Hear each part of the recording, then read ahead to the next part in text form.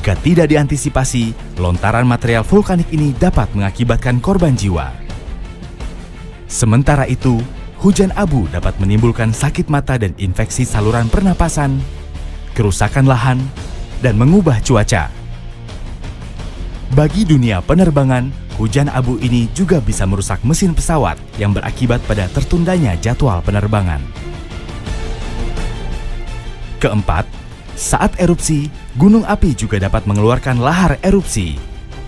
Ini terjadi pada gunung api yang mempunyai danau kawah.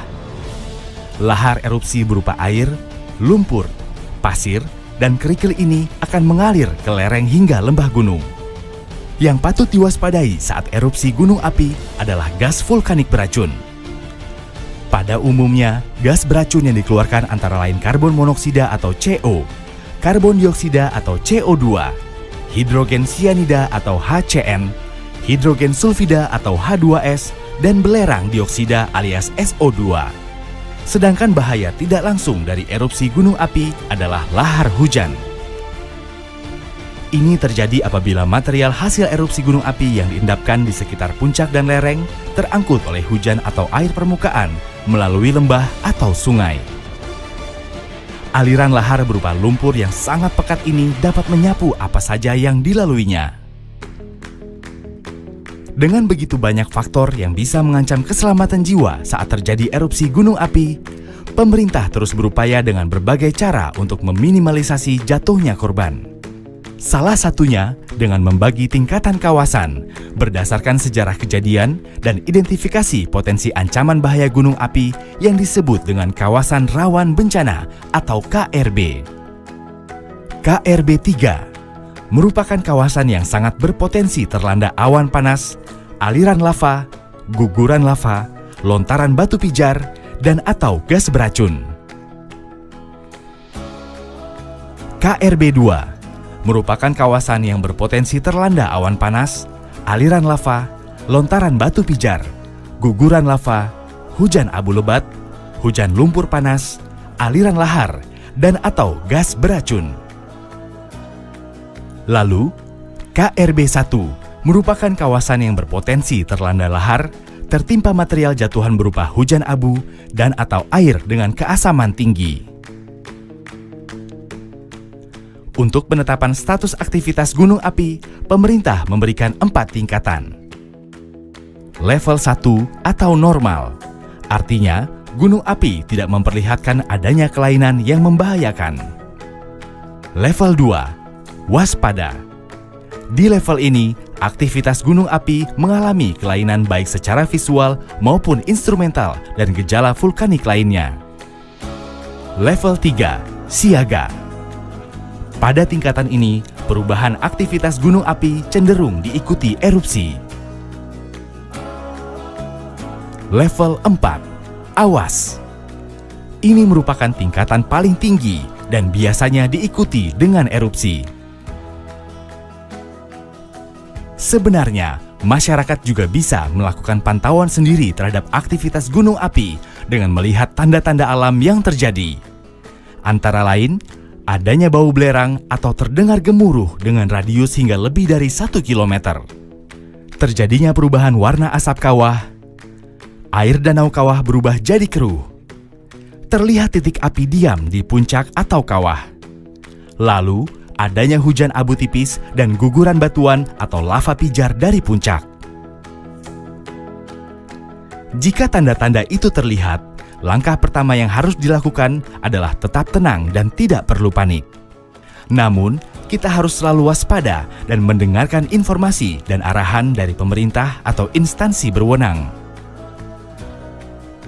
Erupsi gunung api merupakan gejala alam yang bisa terjadi kapan saja dan tak dapat dicegah. Namun, kita bisa meminimalisasi dampak yang ditimbulkannya dengan selalu siaga dan membekali diri dengan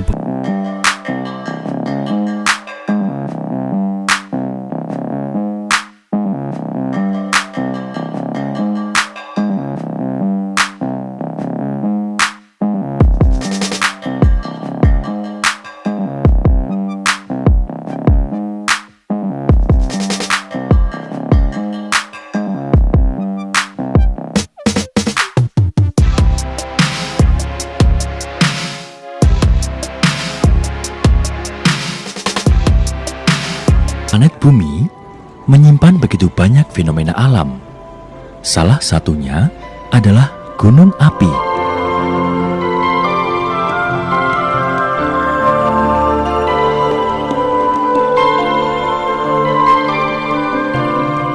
Struktur bumi terdiri dari beberapa lapisan.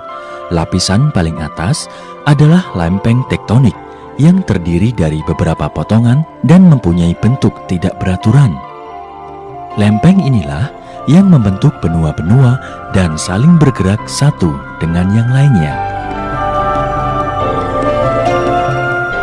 Gerakan lempeng tersebut bisa saling mendekat, menjauh, atau bergeser secara horizontal. Gunung api adalah hasil aktivitas magma yang naik ke permukaan bumi dan biasanya terbentuk pada batas-batas lempeng yang bergerak.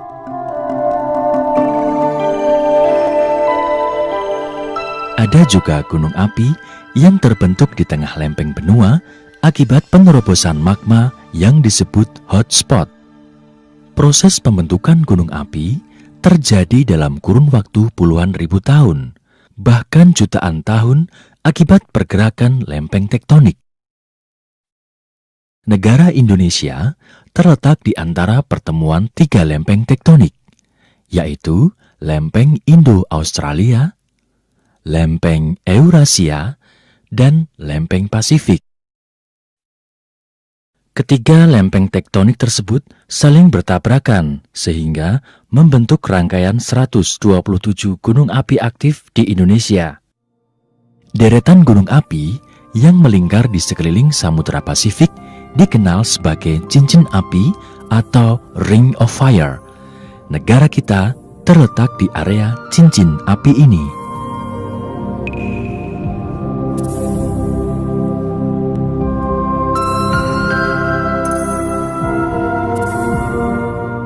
Berdasarkan struktur luar atau morfologinya, gunung api dapat dibagi atas tiga bentuk, yaitu: pertama adalah bentuk gunung api perisai. Bentuk ini terjadi karena magma encer keluar dari pipa kepundan berdiameter lebar, khususnya keluar dari rekahan. Jenis ini dijumpai di Amerika Serikat, Islandia, dan Kolombia.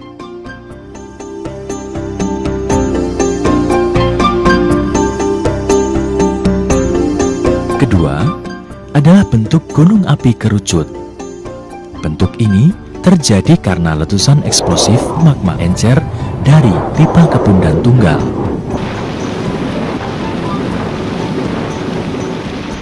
Ketiga, bentuk stratovolcano atau gunung api komposit. Terbentuk dari lava yang lebih kental dengan letusan eksplosif. Tubuh gunung api ini terbentuk berlapis dari endapan aliran dan jatuhan piroklastik serta aliran lava.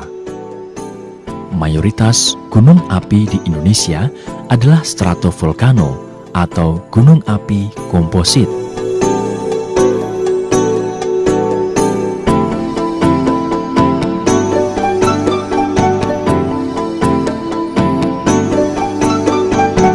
Proses gunung api meletus biasanya dimulai dengan pergerakan magma untuk naik ke permukaan karena dia mempunyai densitas atau berat jenis yang lebih ringan daripada batuan.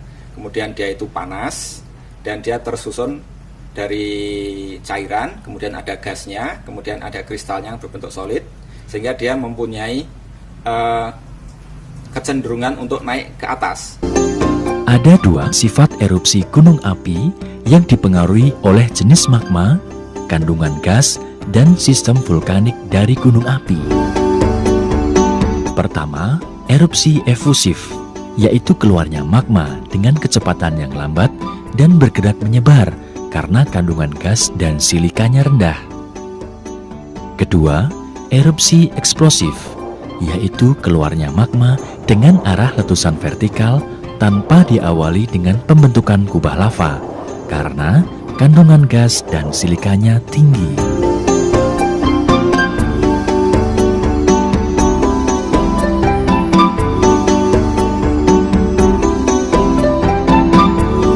Secara garis besar, ada 5 tipe letusan gunung api berdasar karakter erupsinya, yaitu: pertama, tipe Hawaiian. Magma yang dikandung sangat encer dan tekanannya rendah, sehingga aliran lava keluar dari celah-celah sepanjang gunung api. Gunung api ini banyak ditemukan di Hawaii.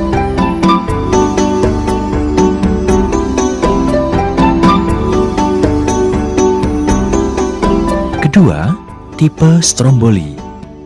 Magma yang sangat cair serta kandungan gas yang rendah memungkinkan lava keluar ke permukaan disertai letusan pendek dan sering. Contohnya di Indonesia adalah letusan Gunung Batur di Bali dan Anak Krakatau.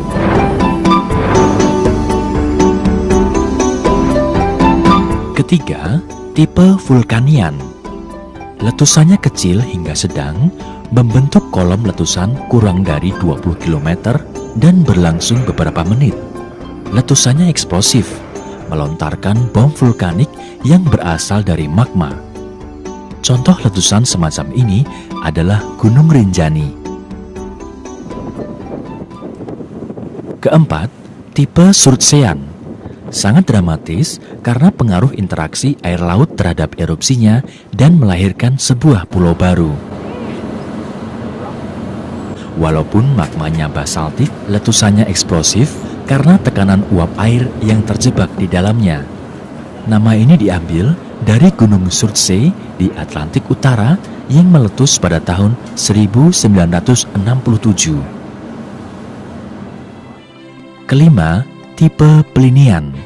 Letusannya mempunyai tekanan gas sangat kuat, membentuk kolom letusan vertikal dengan ketinggian mencapai 20 sampai 35 km. Magmanya asam dan sifatnya sangat kental. Letusan tipe ini bersifat merusak, bahkan bisa mempengaruhi iklim di bumi. Contohnya adalah Gunung Tambora dan Krakatau.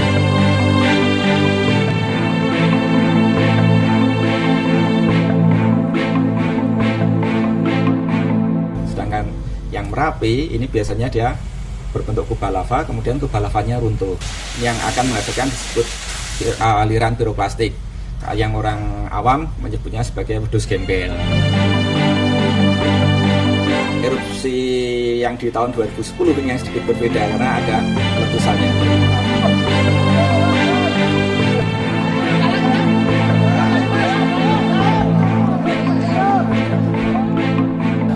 Letusan tahun 30 itu karena terbentuk bukaan kawah ke arah barat selama 80 tahun, kira-kira 20 kali letusan sampai tahun 2001 itu dominan ke arah barat dan barat daya. Setelah itu baru tahun 2006 terjadi perubahan arah letusan, yang dulunya orang itu tidak percaya bahwa Merapi itu akan meletus ke arah selatan. Tetapi tahun 2006 membalik keadaan atau persepsi masyarakat. Ternyata Merapi bisa meletus berubah arah ke arah selatan. Tahun 2006 itu letusannya normal, hanya terjadi perubahan arah, itu yang perlu dicatat. Baru tahun 2010 ya, ketika terjadi letusan eksplosif, arah utama awan panasnya mencapai lebih dari 15 km ke arah. Gunung api menyimpan bahaya yang serius bila meletus. Ada bahaya primer yang berupa lava pijar, awan panas atau piroklastik, dan abu vulkanik. Kemudian ada bahaya sekunder yang berupa lahar hujan. Material lepas hasil letusan yang tersisa di lereng gunung api akan mengalir turun apabila terjadi hujan di puncak gunung api.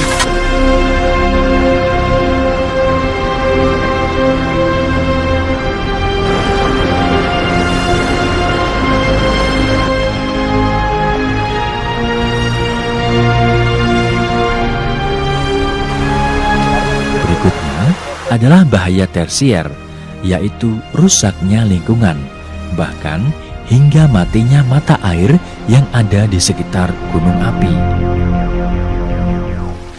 Namun demikian, ada banyak manfaat yang dihasilkan oleh gunung api. Lapisan permukaan gunung api cepat menyerap air tanah dan di bagian dalam terdapat lava yang kedap air yang berfungsi menyimpan air tanah dan mineral yang dibutuhkan bagi tumbuh suburnya berbagai macam tanaman.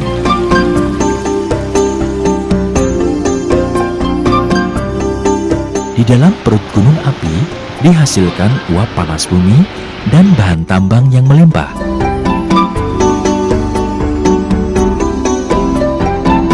Kontur gunung api yang berundak-undak menampilkan pemandangan yang sangat indah dan udaranya sejuk. Oleh karena itu, pegunungan menawarkan potensi wisata yang cukup menjanjikan.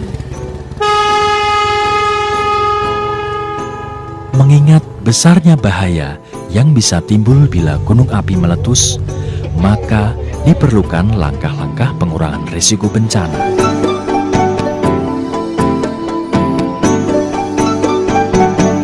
Cuaca cerahnya nihil. Apakah dari pos ngepos bisa Pemantauan gunung api secara berkelanjutan dengan peralatan canggih serta berbagai bentuk proses penyadaran masyarakat merupakan langkah preventif demi meminimalisir korban yang ditimbulkan oleh letusan gunung api. Mestinya demikian karena untuk mengenal dan mendeteksi gejala alam yang kadang-kadang sangat halus itu di luar kemampuan indera manusia. Untuk mengetahui aktivitas, maka alat yang paling bisa diandalkan saat ini adalah seismometer atau seismograf yang biasanya ditempatkan di lereng gunung api.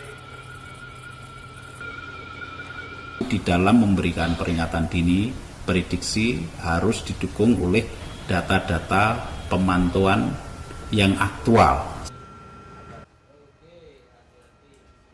Ada pemantauan visual untuk melihat apakah sudah ada deformasi, apakah daerah puncak itu sudah membumbung atau mengembang. Kubah ini itu terjadi akumulasi tekanan. Kalau terjadi akumulasi tekanan, itu akan menyebabkan perubahan bentuk tubuh gunung ini. Nah, tahun 2006, tahun 2010 itu kebetulan reflektor di lereng selatan itu yang mengalami perubahan paling besar. Kemudian BPTK juga melakukan pemantauan geokimia. Karena pada waktu gunung api ini aktif, maka gas yang dikeluarkan oleh gunung api itu juga akan bertambah. Dan ini juga dipantau oleh BPTK dengan peralatan yang ada. Nah, kami ini hanya menerjemahkan data-data yang terekam oleh alat, ya. Bisa salah, tetapi bisa juga benar, ya. Tetapi itu sesuatu yang objektif, ya. Kalau salah, bukan alatnya yang salah, tetapi manusianya lah yang salah di dalam menerjemahkan data menjadi informasi dan menjadi peringatan dini.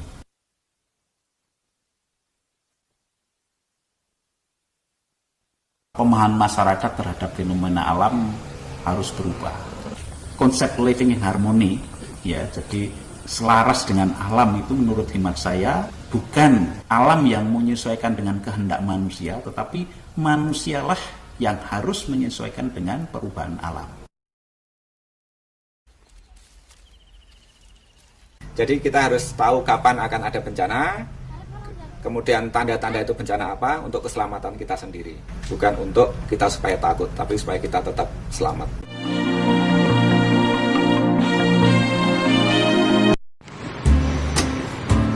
Oke, kembali lagi bersama channel Kenapa Sih? Kalian pasti pernah melihat atau membaca berita di berbagai media tentang gunung berapi yang meletus. Tentunya tidak semua dari kita mengerti bagaimana proses yang terjadi sehingga gunung berapi bisa meletus. Satu hal yang harus kita ketahui bahwa di dalam perut bumi ada lapisan magma yang disebut dengan dapur magma. Magma adalah batuan yang masih dalam bentuk cair yang terdiri dari larutan silika yang bersuhu tinggi. Suhu magma ini bisa mencapai 1000 derajat Celcius. Suhu yang sangat panas di dalam perut bumi tersebut akan membuat tekanan udara menjadi sangat besar, dan ketika tekanan di perut bumi sudah sangat besar, maka isi perut bumi tersebut akan dikeluarkan. Mengeluarkan magma dengan letusan gunung berapi adalah salah satu mekanisme alamiah bumi. Hal ini terjadi untuk menjaga keseimbangan perut bumi agar tetap sehat. Isi perut bumi ini atau magma dinamakan lava, dan suhunya bisa mencapai 700 sampai 1200 derajat Celcius. Ketika lava masih encer, lava ini akan mengalir turun bersama dengan air sungai. Sedangkan lava yang lebih kental biasanya akan segera membeku setelah keluar dari perut bumi. Itulah sebabnya kita sering melihat bebatuan yang ada di sekitar pegunungan. Batuan itu adalah lava yang sudah membeku. Selain lava gunung berapi yang meletus juga mengeluarkan material lainnya, yaitu awan dan abu panas. Letusan gunung berapi akan mengeluarkan asap yang bergulung menyerupai awan, dan awan ini sangat panas dan bermuatan bebatuan dan material vulkanik padat yang suhunya bisa mencapai 600 derajat Celcius. Abu yang keluar dari perut bumi ini adalah serpihan yang sangat halus dan ringan, namun suhunya sangat panas. Abu panas ini terbawa oleh angin karena ukurannya sangat kecil dan ringan. Abu tersebut bisa bergerak ke segala arah dengan jarak puluhan hingga ratusan kilometer dari pusat letusan.